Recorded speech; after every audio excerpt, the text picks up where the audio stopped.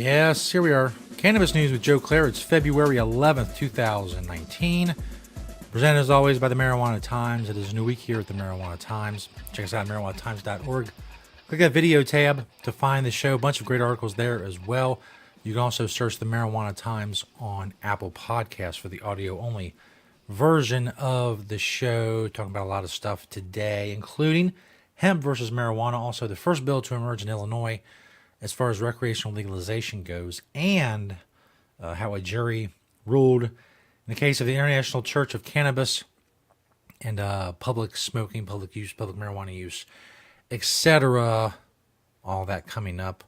First, of course, Cannabis News brought to you by Natureside, nature-side.com, and their organic, all-natural pesticides. Make sure you check them out. Grow safe and poison-free.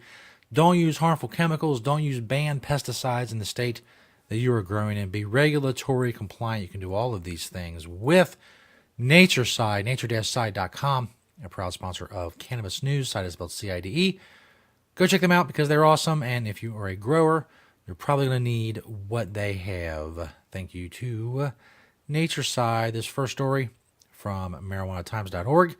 Hemp versus marijuana, the main difference you need to know. This is a good little primer about the differences between marijuana and hemp. It goes through the anatomical differences, ways to tell them apart.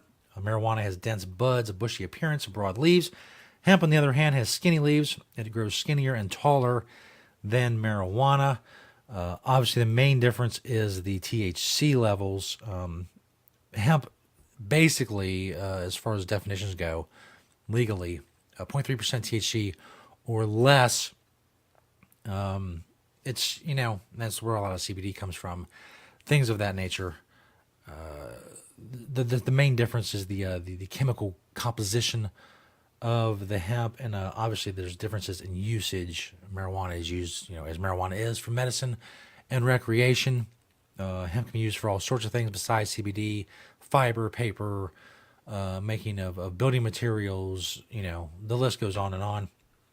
Obviously, legality, another difference between marijuana and hemp. Hemp is much more legal, I guess, if that's a phrase. I mean, it's you know what I'm saying. I don't think it's a legal phrase. I don't think you can go in court and say, well, this is much more legal than this. But if you compare industrial hemp and marijuana and their levels of legality, you have to admit that hemp is much more legal than cannabis. You can check that out at marijuanatimes.org, of course.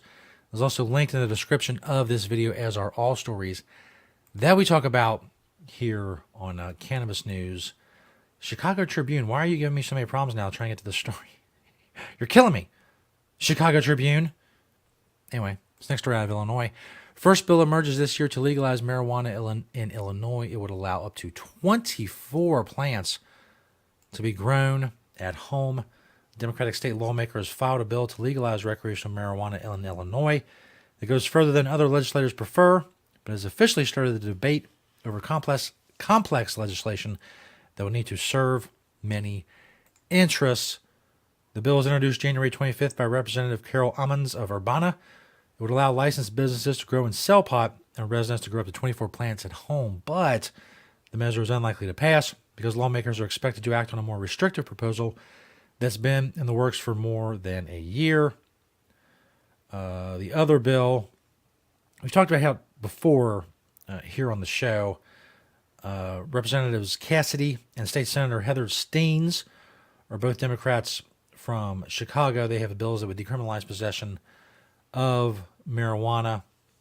They've been working on a proposal to legalize cannabis for more than a year.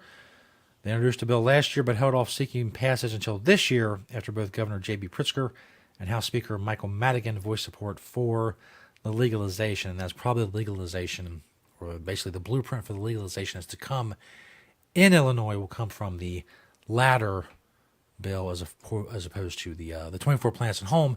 It's nice. It's a nice thought, but, they'll be screaming about the cannabis going into the black market and overproduction and so on and so forth.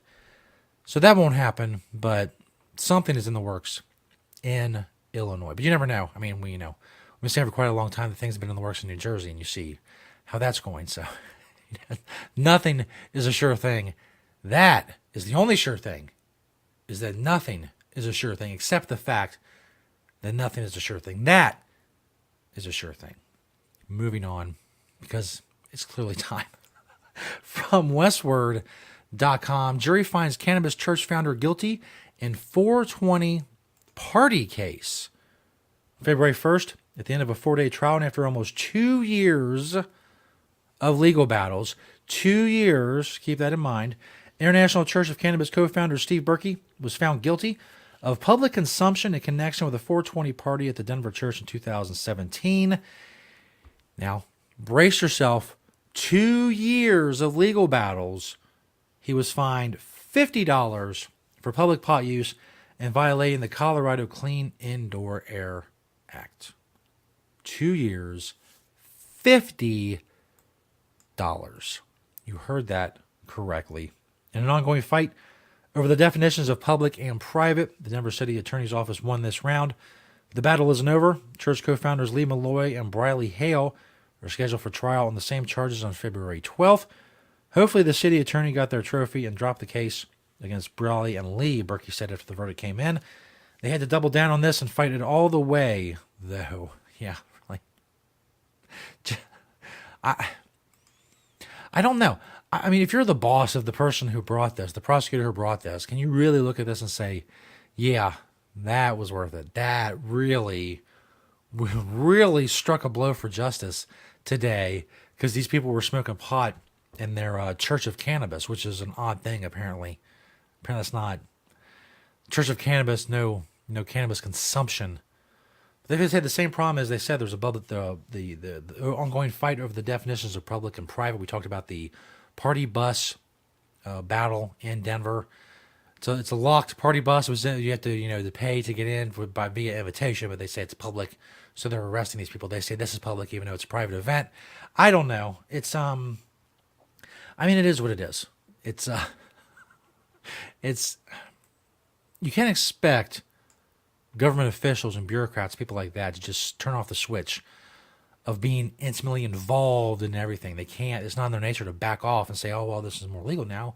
We can, kind of calm down and maybe not battle 2 years and waste a ton of, city resources to get this guy to pay a $50 fine. Maybe that's not worth it. It takes a lot for them to pull back and see that it's just not working. Whatever this is supposed to accomplish, I don't know how it will. I don't know how it will accomplish anything other than showing that they wasted a ton of money. I would be interested to see, versus that $50, how much it costs the city to prosecute this case. I think I'm going to go out on a limb and say that it's greater than $50, the amount of resources devoted to 2 years of legal battles. I may be wrong, but I don't think I am. Thanks, everybody. New week, as I said here at Cannabis News. Thank you for liking, sharing, and commenting on the videos and using this show to spread the truth about cannabis. Thank you to Natureside, nature-side.com, and their organic, all-natural pesticides. Make sure you check us out at marijuanatimes.org. Search the Marijuana Times on YouTube, Vimeo, and Apple Podcasts. Thank you for watching and listening. We'll see you next time right here on Cannabis News.